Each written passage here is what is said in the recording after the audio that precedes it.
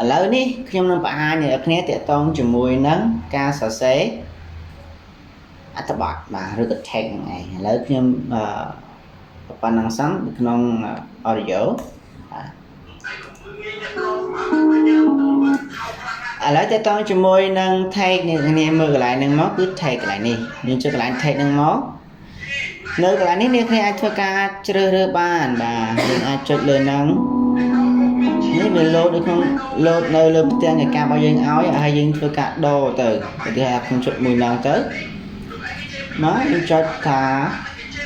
រៀនកម្មវិធី CapCut បាទរៀន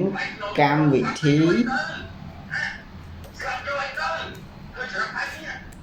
CapCut បាទអញ្ចឹងយើងអាចធ្វើការទាញមកដាក់កន្លែងហ្នឹងបានអូសចុះឡើងបានអាស្រ័យលើគ្នាចង់បានណាហើយកន្លែងនេះទាក់ទងជាមួយនឹង font បាទអ្នកគ្នាអាចអឺ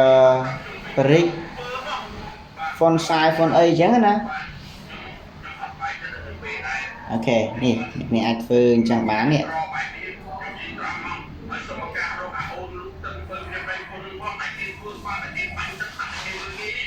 អូខេ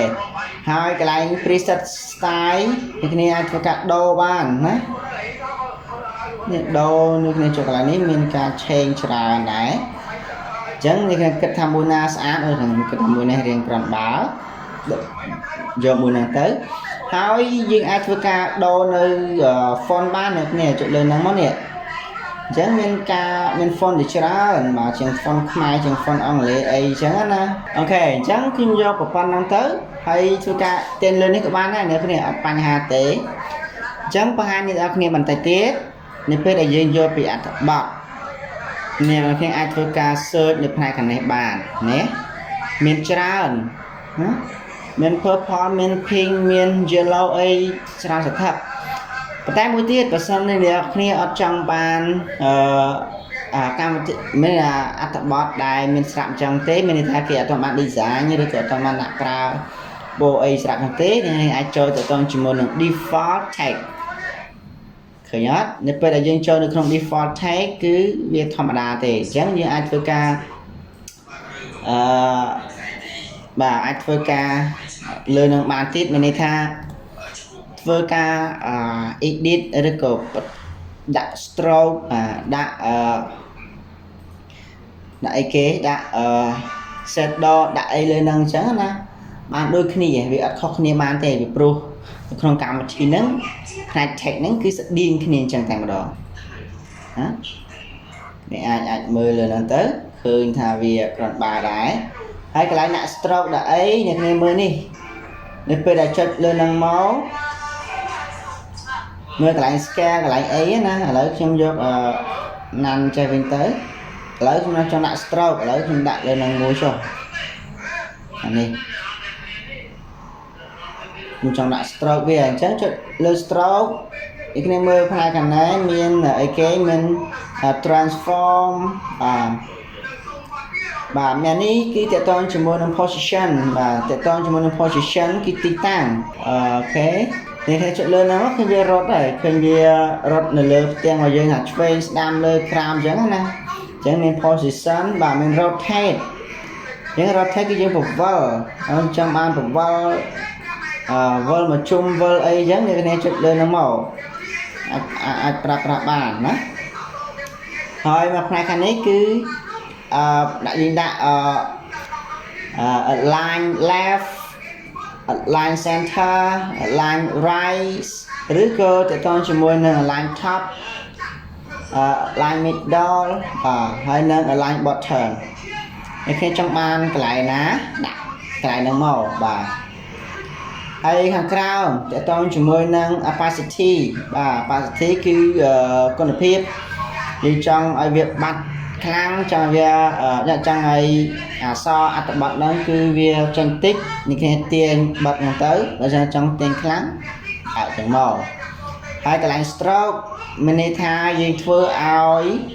បាទមានន័យថាយើងធ្វើឲ្យមានអា stroke នៅខាងចុងនៅខាងក្រៅអញ្ចឹងនេះឃើញទេនេះ Jadi stroke đã chụp lên nắng hay mình bỏ này cái chơi bỏ muốn là này trong ban nó có sờ lạnh ấy chẳng thế nè chơi bỏ ban ta là gì trong ban này đó hay những thứ ca fitness nên ta bật tham ở việc lư khang rồi cột lư tích sai từ lớn nằng hay mũi tiếp thì tôi cho được non lại background background đấyคือในเคยnhớในពេលដែលយើងចុចទៅលើ background គឺវានឹងលោតអបទាំងខាងក្រោយឲ្យបាទ opacity អញ្ចឹងយើងចង់បន្ថយវិញពលឺបាទយើងបន្ថយពលឺ background បាទហើយកន្លែងនេះតើតងជាមួយនឹងអូខេ H កម្ពស់អីគេអាចគេកាបិទវិញមើលឲ្យវាធំពេកបាទមានផ្នែក width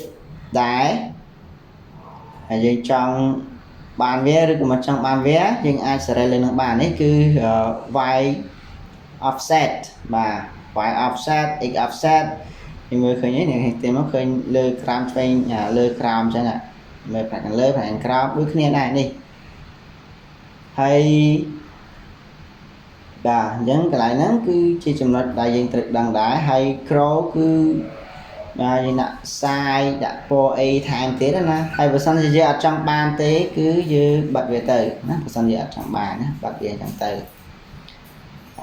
បិទវាអញ្ចឹងមកតែយើងមិនចង់បាននោះអូខេដាក់យើងដាក់ color ដាក់អីអញ្ចឹងណាបាទនេះ set ដល់ទៅតជាមួយនឹងផ្នែកខាងក្រៅនេះគឺឥឡូវខ្ញុំបិទខាងលើសិនទៅstroke ខ្ញុំបិទដែរទៅខ្ញុំបញ្យល់តើតើជាមួយនឹង set down ហ្នឹង set down គឺអីគេតើតើជាមួយនឹង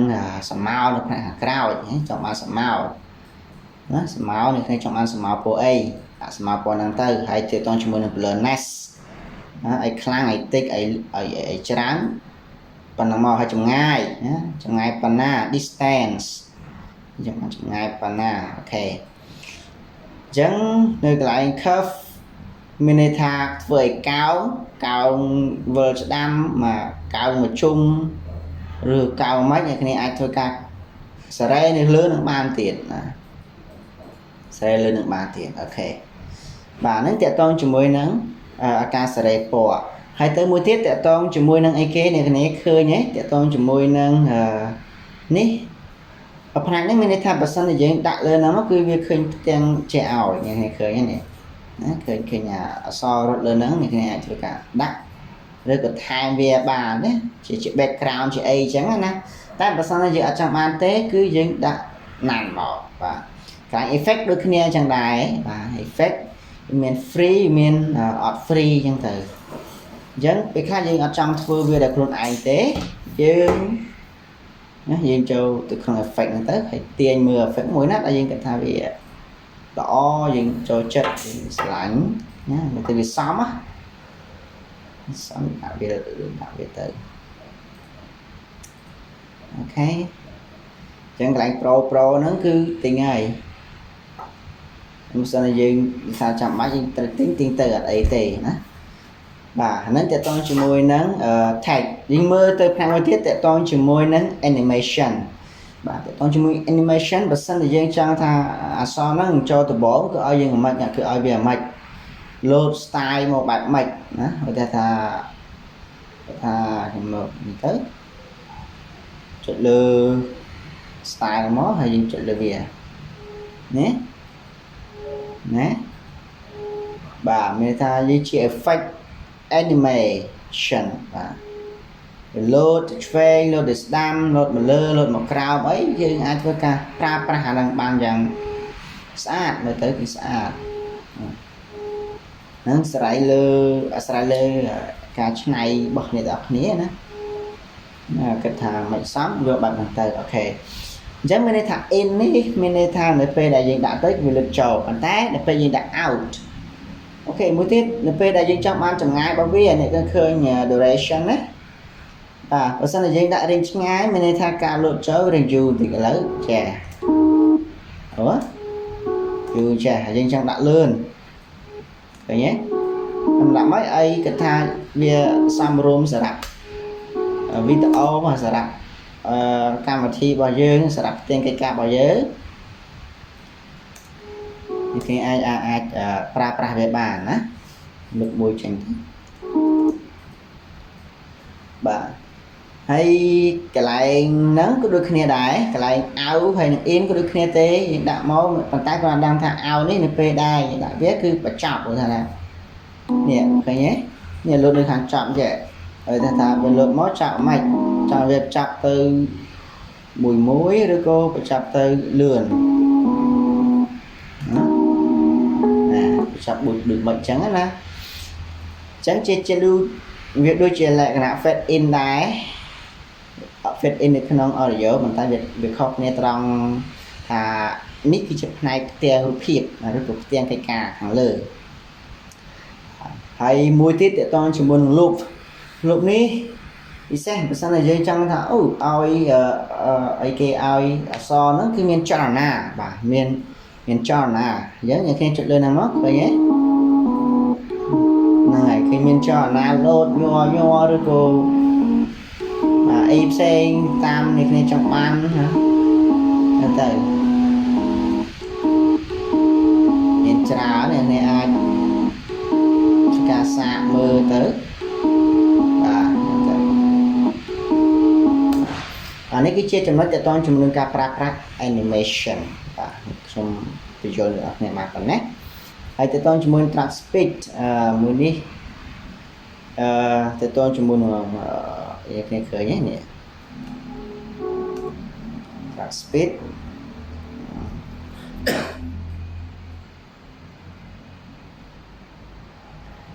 direct កូដចេញពីវាចេញណា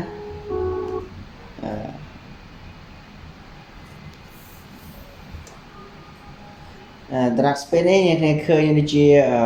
យើងប្រើប្រាស់ថាមេរៀនកន្លែងណាមួយចង់បង្ហាញថាកន្លែងនេះគឺនិយាយពីចំណុច A ចំណុច B ចំណុច C អញ្ចឹងទៅណាយើងដាក់លើហ្នឹងមកដើម្បីជាការ note ជាការសម្គាល់អីអញ្ចឹងណាបាទហើយមើលផ្នែកនេះវាមាន forward ម្យ៉ាងដែរគឺធ្វើឲ្យយើងមានភាពងាយស្រួលក្នុងការប្រើប្រាស់អូខេ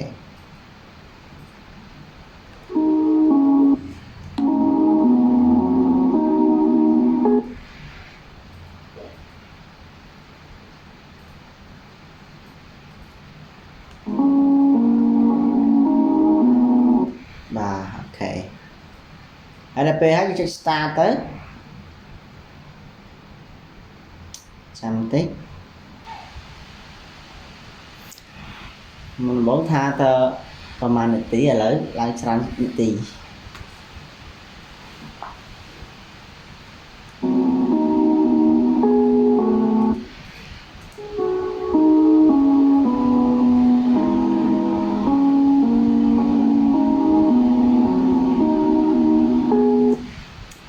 អូខេអញ្ចឹងនៅក្នុងចំណុចហ្នឹងគឺយើងអាចធ្វើការ tracking បាទទាញដូចយើងមិនអញ្ចឹងឃើញរត់ទៅកន្លែងណារត់ទៅអីអញ្ចឹងវាអាចធ្វើការទាញវាបាទជាចលនាមួយទីតាមអ្វីដែលយើងចង់បានអញ្ចឹងណាអ្នកឃើញហើយបាទអូខេអញ្ចឹងបន្តទៅទៀតតកតងជាមួយនឹង speak to text to speech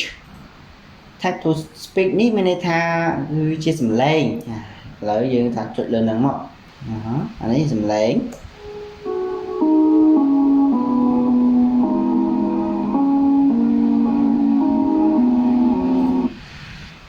CapCut CapCut CapCut CapCut CapCut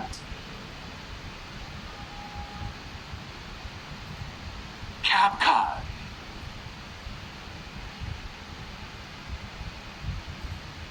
generate វា CapCut អូខេអញ្ចឹងនៅក្នុងកន្លែងហ្នឹងគឺវាពិសេសដែរហើយយើងអាចធ្វើការយកមកប្រើប្រាស់បានទាក់ទងជាមួយនឹងអត្ថបទរបស់យើងបាទ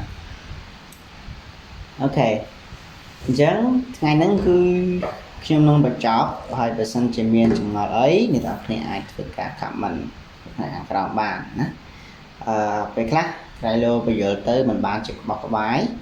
ចឹងនេះគឺអាចធ្វើការតេស្តបាទចូលនៅក្នុងកម្មវិធីហើយយើងធ្វើការរៀនបន្ថែមទៀតណារៀនបន្ថែមទៀតអូខេអញ្ចឹងចំណុចថ្ងៃហ្នឹងគឺយើងទី1តកតងជាមួយនឹង audio គេត្រូវចេះនៅក្នុងការ search បាទ research ជាភាសាបាទជាអ្វីដែលយើងចង់បានជា set song ជា solo song ជា happy song happy birthday អីបានហើយការប្រើប្រាស់តកតងជាមួយនឹងការតម្លើងសលេងតម្លាក់សលេងvoice អីជាដើមអ្នកអាចធ្វើការរំលឹកឡើងវិញបានណាហើយទី2គឺតកតងជាមួយនឹង touch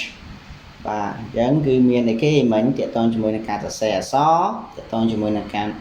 ទាញនៅផ្ទាំងកិច្ចការផ្ទាំងអក្សរចូលមាន effect បាទមាន slide ណាមាន animation ហើយការថែមសំឡេងការថែមអីជាសំឡេងលឿនខ្ទរអីជាដើមអ្នកគ្នាអាចធ្វើការសិក្សាបន្ថែមបានណាអញ្ចឹងនេះគឺជាចំណុចសំខាន់មួយទាក់ទងជាមួយនឹង function ទាក់ទងជាមួយនឹង toolbar audio ហើយនឹង text អូខេអញ្ចឹងគឺខ្ញុំសូមចាប់ប៉ុណ្ណាហើយយើងជួបគ្នានៅមេរៀនក្រោយអូខេសូមអរគុណ